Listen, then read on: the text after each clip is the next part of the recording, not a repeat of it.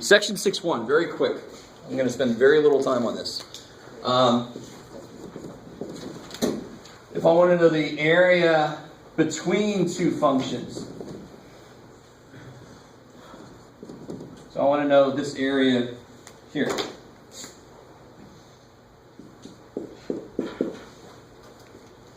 You kind of with me?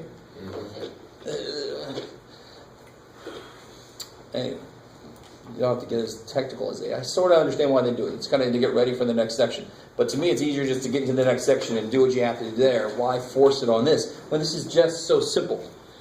Anybody have a feel for how to get just that area between f and g? You take the area of just f of x and subtract that small area. Yeah, so this is the interval f minus g dx. The one small thing, now does everybody kind of see that? The interval of f would be this whole thing, right? And the interval of g would be this. So of course if you take the integral of f minus g, you're going to be left with the blue area. That only makes physical sense. Subtracting out that bottom that you don't want. You guys kind of with me? Okay. The one thing you have to be careful about is, what do you think you have to be careful? What's kind of hidden in this? Because it's subtraction, what's really important to know? You have to switch the interval. Beautiful. Why might you have to do that? Just so you can make it just. Why did I put f minus g? Why didn't I put g minus f? Because f is on the top, right? So you just be careful about which function is actually on top. And the hardest problem you'll see in this section is one where one function, here's f of x, is sometimes on the top and sometimes not. You break it. So you break it up. So you break up the interval. Exactly. So this area versus in this area, you want to add those areas up. And it's the true physical area. So this is one situation where the area's got to be positive. Right? You want to say the area between this and this is negative. What the hell have you got in there? What is that? This is a cosmos moment, right? Yes. So at this point, whatever this point is, let's say, well, that's 0. Yeah, that's good. And then this is D for some reason. So what's on top here? F of x. So from 0 to C, F is on top of G. And then from C to D, G is on top of that. That is the most, well, except for one little extra thing we're going to talk about right now. That's the most difficult thing to be careful about. How do you find this position if they don't give it to you? You get set them equal to each other. Set them equal to each other. And see where they equal each other, right? Not a big deal. You can cheat and put them in there and so you intersect. Isn't it possible so that there could be a cusp at the point in that function could actually stay on the bottom? Yeah, they might not cross. They might just touch for a second, in which case you don't have to care about it, because that specific point would be 0. The difference between them would be 0, so the interval wouldn't have to be changed at all. If it just touched and they kept going, it would still officially be always at least as much as the other one. So it would be the one that would come first. Cool. But if you have more than two functions, it's hard to tell which is on top, which is in the middle, which is, well, okay, so I'm not sure what you mean. If you have three functions kind of floating along, yeah, maybe like a random weird triangle or something. Yeah, then you'd have like maybe three functions like this, right? Yeah. So then this function's on top of that function up to this point. Oh, yeah. And then this function's on top of that function after that point. Is that? And so you just add them together? Yeah, so you still split the interval up. So kind of see what you're saying. You have two functions, one here, and then another function takes over. So it's like a piecewise function. And then that's got to be defined for you where that happens. That kicks ass. Okay. Then it's not a question of setting them equal to each other. It's just a question of where does the other guy take over. And if that one's positive were to keep on going, you'd have three areas, correct? Well, no, we're never going to do that. We only talk about the area at any given region. Okay. In any given region, we only talk about the area between two functions. We don't get some third level until later. Because then you can imagine getting the volume between three surfaces, but that's Calc 3. Let's not go there yet. It's 2 semesters too early. Okay, how are you feeling so far? I mean, I really want you to understand there's some very specific things to be careful about, but the main idea is just stupid simple, right? If you only want that much area, you take that much minus that much, and you're left with that. It's this difference between the two to get the area between them. Yes? Would you be able, for one where the two kind of intersect, would you be able to take the integral like from 0 to c f of x minus integral of c to 0 g of x plus, Well, like break out the integrals?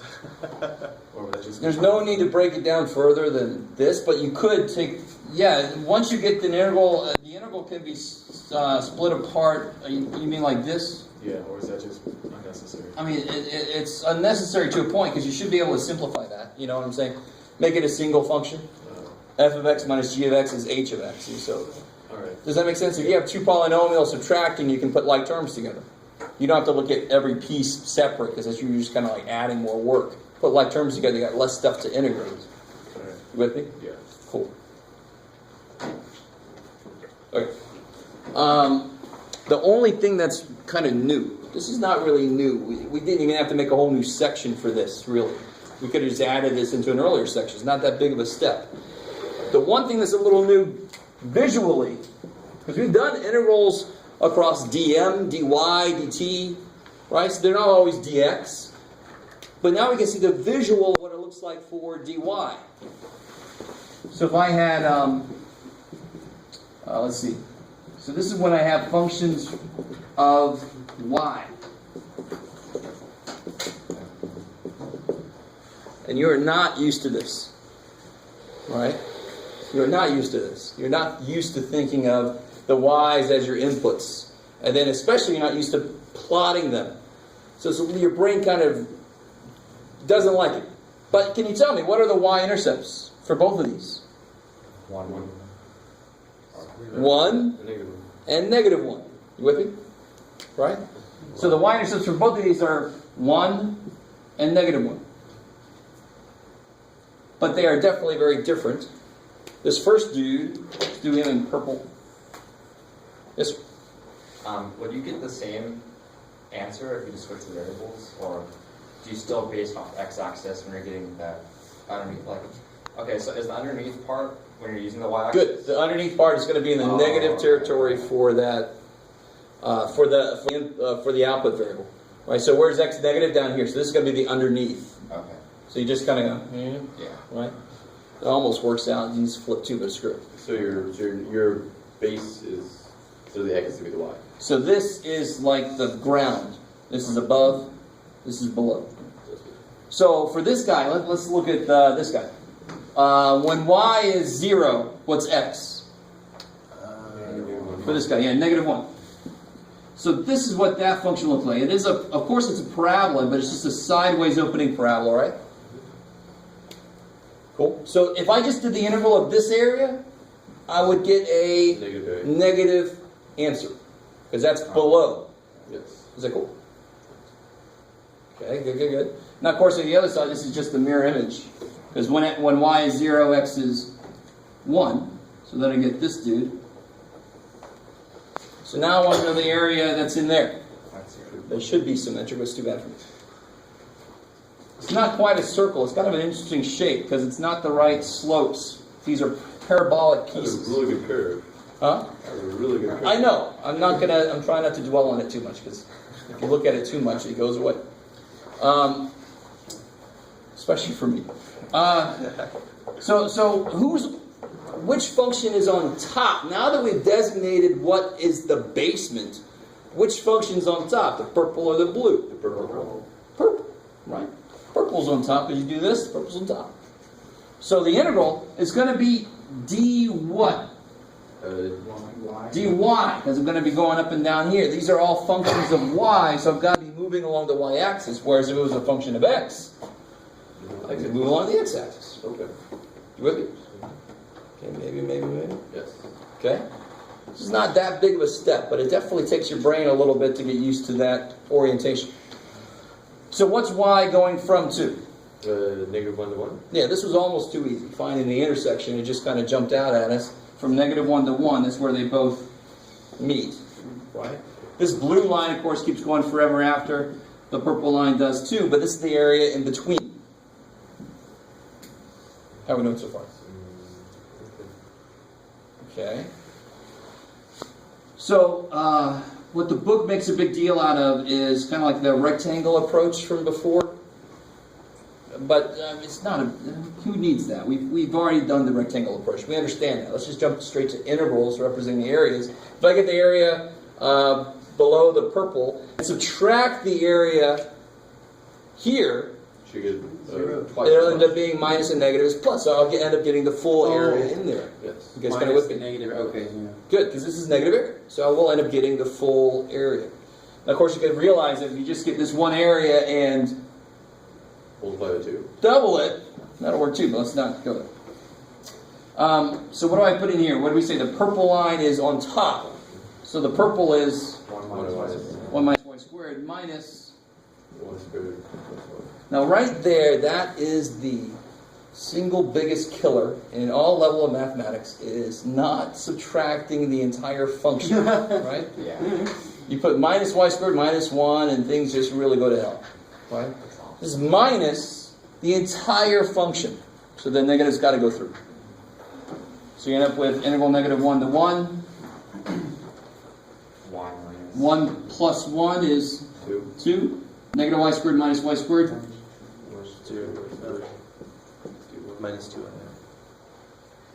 And that's easy, right?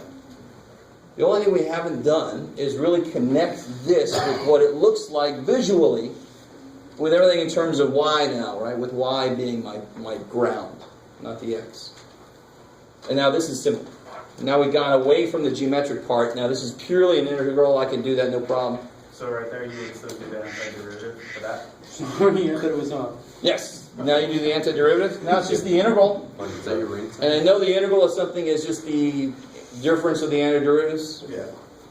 So then that would be what? 2y minus 2/3 y cubed. I like it. 2y minus 2/3 y cubed from negative 1 to 1. Right? And like my teacher would say, just plug it in as a calculation. I'm done. Right? Just plug the 1 and the negative 1 in there and get some number. Ooh, right? Easy enough. Now to do this in your calculator, you just switch the x and y because it's, who cares what you call the y-axis and the x-axis really? How you guys do? Now imagine this. If I wanted to use dx, why would that so desperately suck? Can anybody possibly tell me? If I want to use dx, I need functions of x. Yes. They have to be one. So I have to do what with this? X values. To solve for y. And the minute I start to solve for y, I get the top and bottom. Oh my god. I get a positive root, a negative root, a positive root, a The negative area root. will be 0 here. Second, The area will be 0 here. why? Let's see, we get 2 minus 2/3 minus negative 2 minus 2/3 negative 1 cubed. So that's plus 2/3. You with me? 4. So 4, yeah. 4, 2 plus 2, and then negative 2/3 minus 2/3. 4/3. I like that. You found a way to force me to do that. You say it's 0. I'm like, no, it's not 0. Oh, you got me, chef. I get 8/3 there. Okay. How did this square become the cube? Integrated. Antiderivative. Yeah, what's the antiderivative of y squared? Y cubed over 3. Cool. Okay, good. All right. Yes? We do like an actual example of like two functions plus each other. Sure. Let me see. Oh, trying to make one up out of nowhere that actually has a decent answer is always scary. So let's see.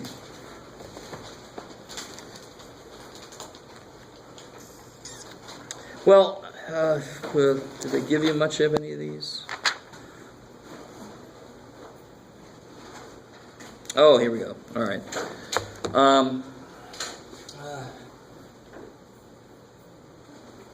No, that's backwards. What the hell are they doing?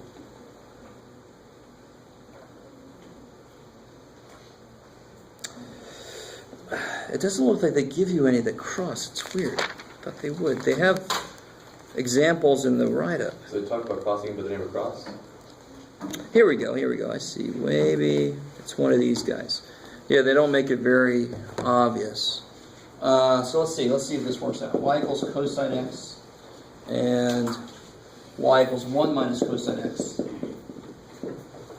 But they tell me that 0 is less than or equal to x is less than or equal to pi. So I want to find the area between the curves on that interval. Right? So they just tell me, if I have curves that kind of go like this, and they say find the area between the curves, I just find that point, and then I'm good. But if they say, no, find the area from here to there, now I've got, this one goes under, this one goes in, I got to break my interval up. Does that make sense? Yes. So they gave me an interval to work with here that kind of tells me maybe this is going to happen. All right, so let's see if we can sketch a rough graph of this. At 0, this one is 1. I like it. And at 0, this one is 0. and then at pi, cosine of pi is Negative 1. -1. And at pi, this one, of course, is So 2. 2. All right, so there's my extreme values for those, right? So this one kind of goes there, this one goes. So obviously they're going to meet somewhere in the middle. So, of course, how do I find where they meet? Stop it, Jeff. Do what? Yeah, so I want to know where cosine x equals 1 minus cosine x. There was a reason for this in pre-calculus. Right? Add it, divide by 2, cosine x equals 1/2 on the interval from 0 to pi. Where's cosine x equal to 1/2? 0? No. 2. 5 or 6. Pi over 3 thing. Cosine likes the x-axis. So the closer it is to the x-axis, the bigger the value of cosine is. So if I want to make it the smaller one, not root 3 over 2, I want to make it 1/2, I've got to get far away from the x-axis. That's 60 degrees, pi over 3. Right? So at pi over 3 is where they cross. And at pi over 3, cosine is, I just said it, it's 1/2. So let's see, 1/2 is right there. So then I've got this. I've got this guy kind of goes, what's the cosine? Screw it, doesn't matter. This guy goes there. This guy goes there. So this is definitely an example. This is perfect. I thought it might be. So I want to find the area, and the area I want to find. Are you guys kind of with me? All right. So you got to find where they meet. If they give you an interval, you obviously want to find where they are at the endpoints. Find where they meet. Rough sketch. So I want to find the area would then be this area plus there. So obviously I want to split my integral up from 0 to pi over 3. 0 to pi over 3 of stuff plus integral Pi over 3. pi over 3 to pi of stuff. So over here, who's on top? Cosine x. Yeah, cosine. Yeah, cosine x is on top. So this will be cosine x. Oops, got minus 1 plus cosine. 1 minus cosine x. Yeah, I'm with you. You guys okay with that? You see, that's the important part. They did switch. So from on this interval, 0 to pi over 3, the purple line's on top, and that was this dude. Right? I should have put the little markers. Too bad. And the black line's on the bottom, that's this dude. Now over here, they just switched. Now it's 1 minus cosine x minus cosine x. Because now the black line's on top, the purple line's on the bottom. For cosine, where the kind of goes on, couldn't you just end up doing that like forever, unless you like designated a point where it's going to end, where you're picking? Yeah. In which case you, so it's possible to have a function where you have like it's 0 forever, and then you just figure out how much it's spilled over at the end. I don't know if that makes sense. Like it cancels, and then you just see where they stop, and then you just kind of work with that. If that didn't make any sense, it doesn't matter. It's not going to happen. You can add like terms so like check. Yeah, so I get integral 0 to pi over 3. 3 cosine x minus 1 plus integral pi over 3 to pi. 1 minus 2 cosine. And of course that'll happen always. This will be the negative of that because you're just switching them, right? That kind of makes sense.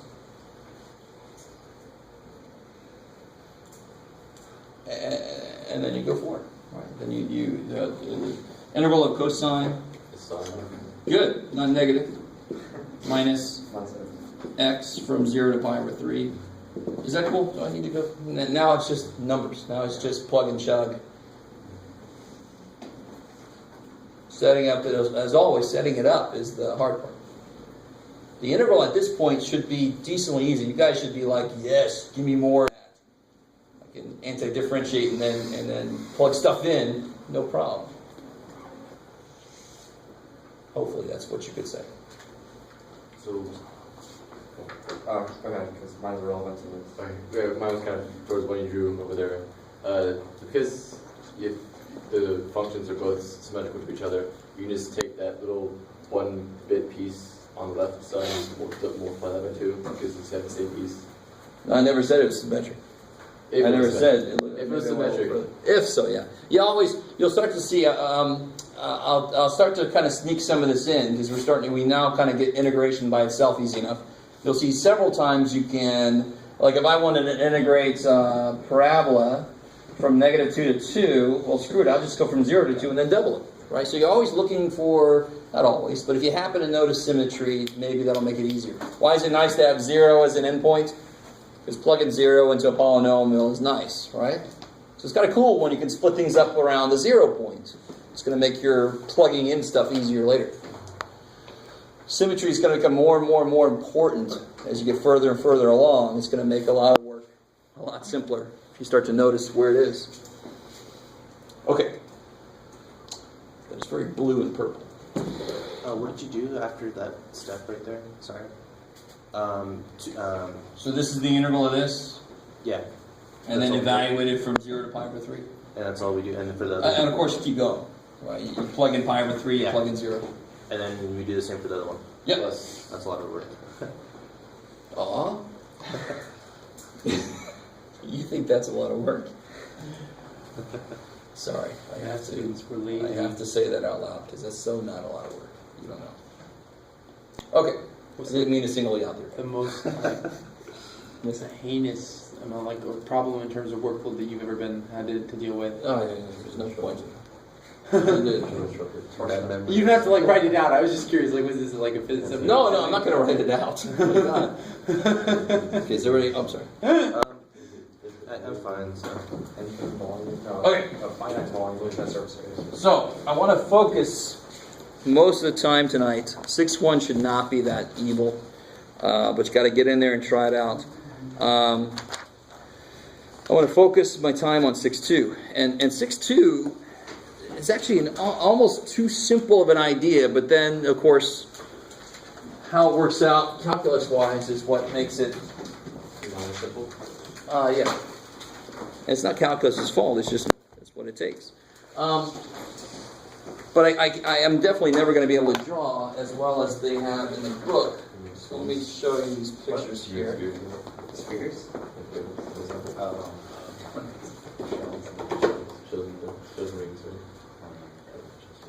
Shells and discs and washers. Oh my. Whoa.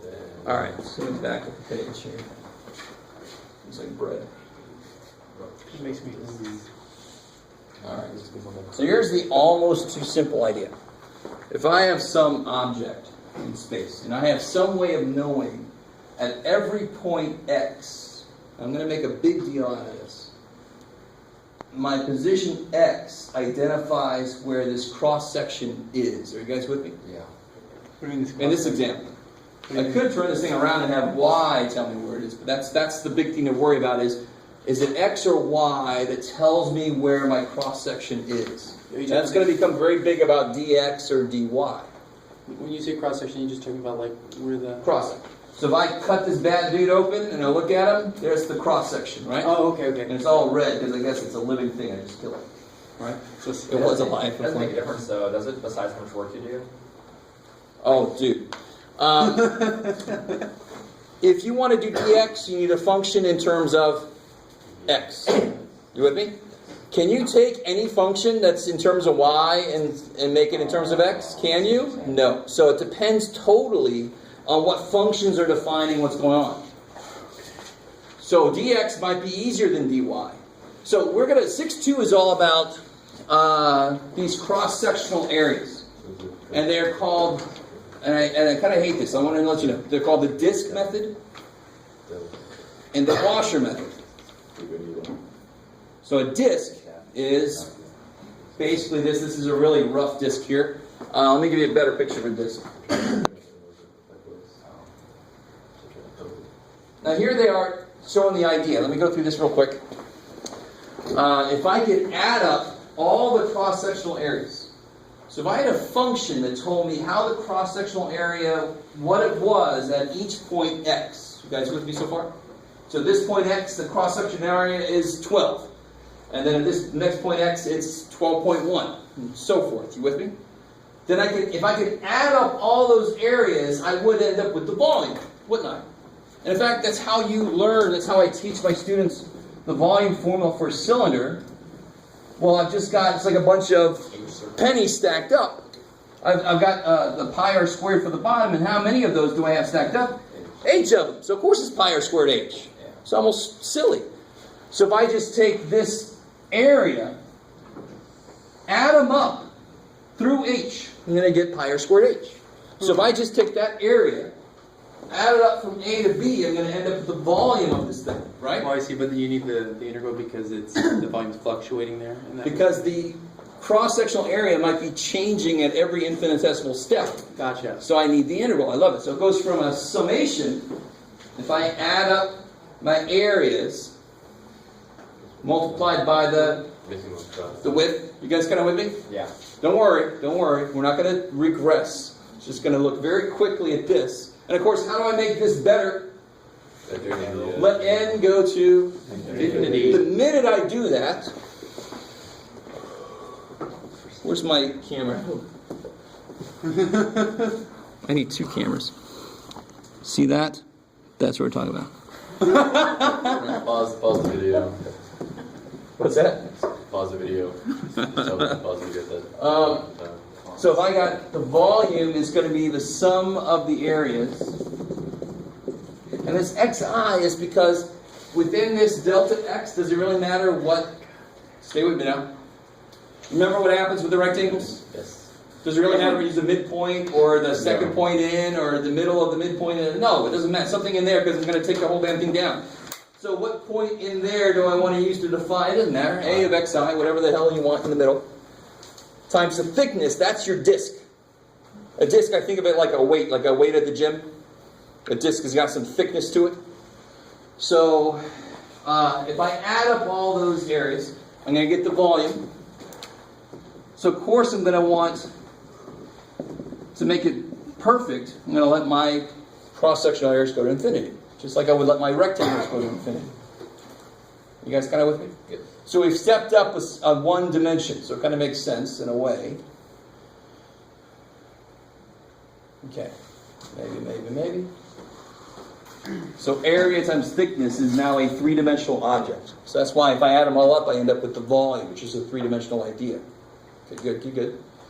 So of course, the minute I do this, what symbol takes the place of all this crap? The limey. Integral. Yeah. From A to B. My area function. How we doing? Now, the one hard part with this, in general, is to actually have a function that describes that cross-sectional area. So for now, what we do is we take a subset of these problems. We say, what about a problem where I have a shape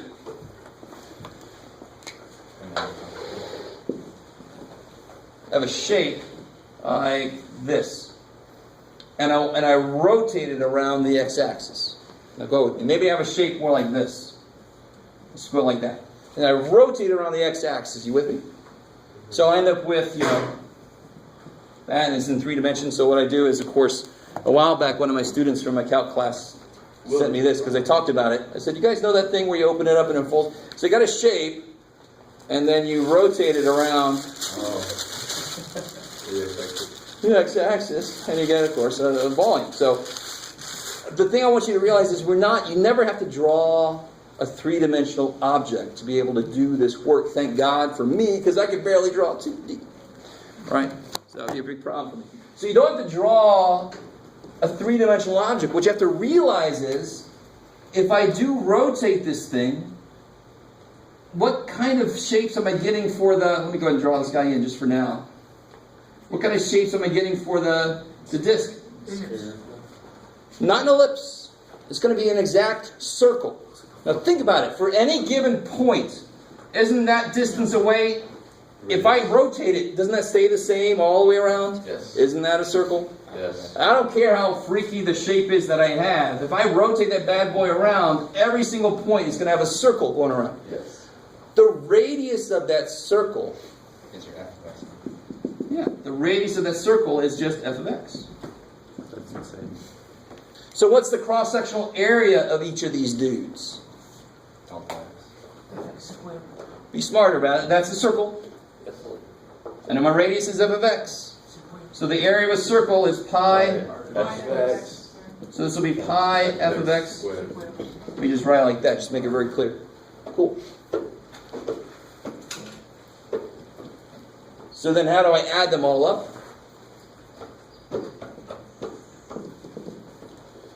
There you go. So to make this more formal, the volume of some rotated shape. So give me some true function and then rotate it.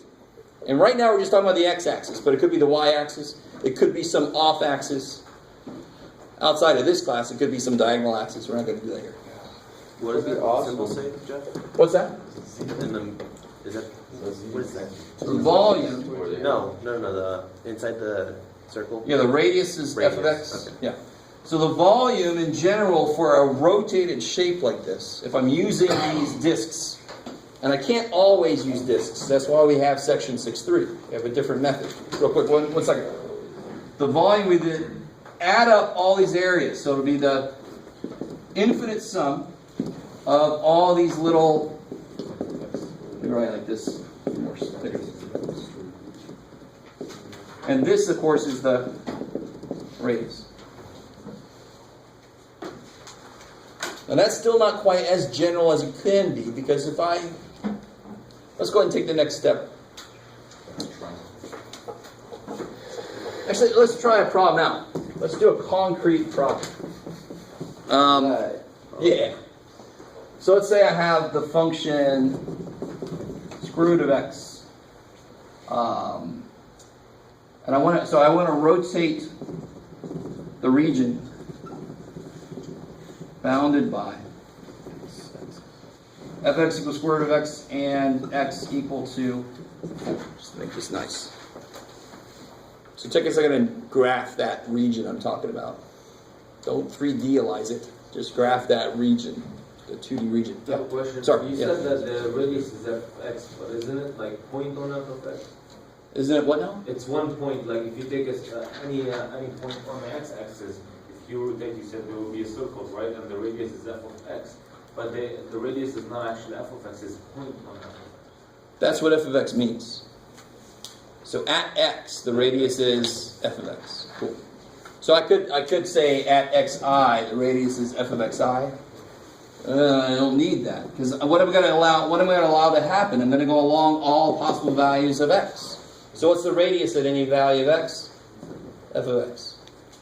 Now I've got to be real careful. It's only if you're rotating around x-axis. So we'll see what I mean here in a minute. So what does this thing look like? Looks like a square root chip. Okay. So it's 0 at 0. At 1 it's 1. At 4 it's 2. So there it is, right? So I want to rotate that region around the, I never said, around the x-axis. Which is really nice because my function is in terms of x already. You guys kind of with me?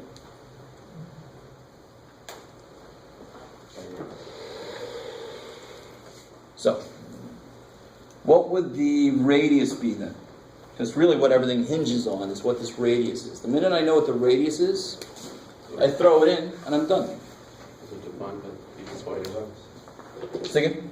Is it defined at each point, or is it what you just said? So it is defined at each point in the exact same way that the square root of x is defined at each point. So any point that I pick, this x, what's the radius? Square root of x. Good. So I don't want that to become a big issue, because it's non-issue. I'm going to go through all values of x. So I'm just going to just pick a general point of x, and its radius there would be square root of x. Is that cool? So I've identified the radius is square root of x. So now how do I find the volume if I rotate this thing around? So if I rotate this thing around, it's going to make this like this cup shape. Pi x. I like it. So volume equals the integral pi r squared. Where the r is. Well, r squared of x. Yes. You guys with me?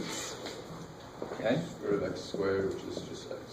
And what am I going integral from what to what? Because Because it's dx, so it's going from 0 to 4. If it was dy, it would be 0 2.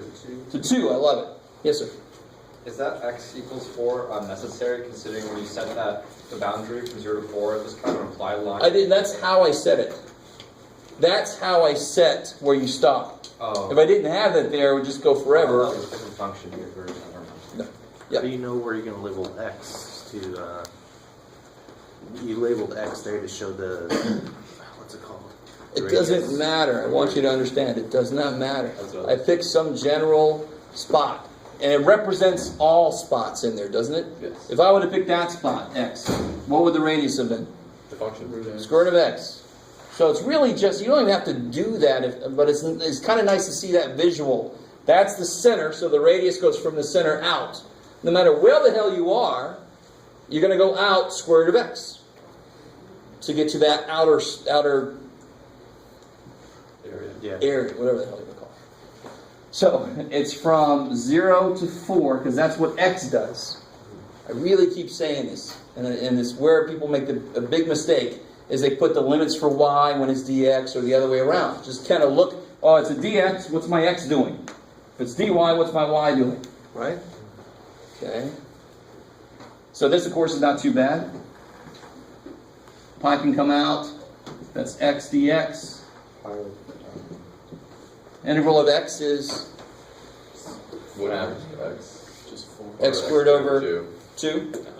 Right? The integral of x is x squared over 2. Plug in 0, you get 0.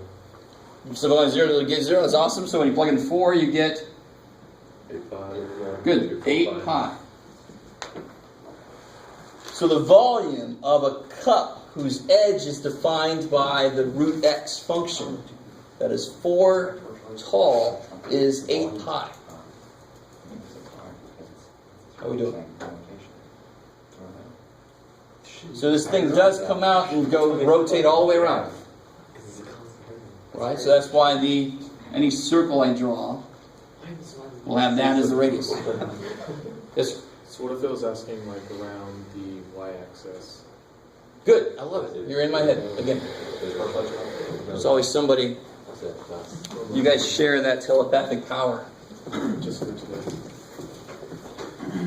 So if I would have wanted the same exact setup, but rotate this Does that make sense?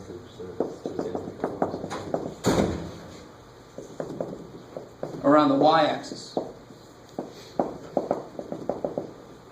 So now, which variable is going to locate my disks? Not x, it's going to be y. So it's always dependent. If I'm using the disk method, sounds like a note because I'm slowed down. If I'm using the disk method, if I rotate around something parallel to the y-axis, it's dy. Parallel to the x-axis, it's dx. You with me? That sets up if it's dx dy, and then you step back and you make sure. So if I know it's around the y-axis, I've already got the picture here. So now it's going to be, I'm going to rotate it like this, and I'm going to get this neat hat. Top. Yeah, it's curly hat. That's insane.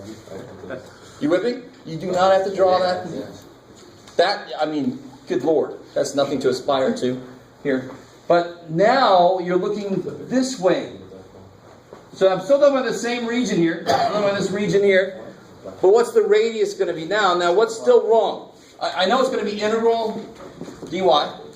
So what do I need my function in here to be in terms of? Y. And what is it currently? X. You guys with me? Did you solve this for Y? Yes. So if y is root x, x is y squared. So that's going to be, now, just to make sure, what is my radius then? So if y locates my disk, so I go to some y, how far out do I go for the radius? Y squared. Y squared. I go out to this function, and that function in terms of y is y squared. So that's how far out I go. For any y, I'm going to go out y squared to get, that's what the radius is going to be. So all we do is just solve for y, and that's what we could do. That's the good first step, is to get in terms of y, solve for x. Yeah. Well, yeah. Now what told me to do that? It said go around the y-axis. I know it's dy. I know this has got to be in terms of y. Right. You see, it's always a question is like, when do I do that? That's when you do that. When it's a dy here, you better have y stuff in there. So now I can throw in there, it's going to be integral from what to what?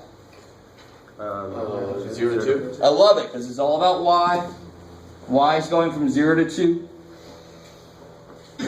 So from 0 to 2, pi times, what's the radius? Y squared. Y squared. Squared. Pi r squared.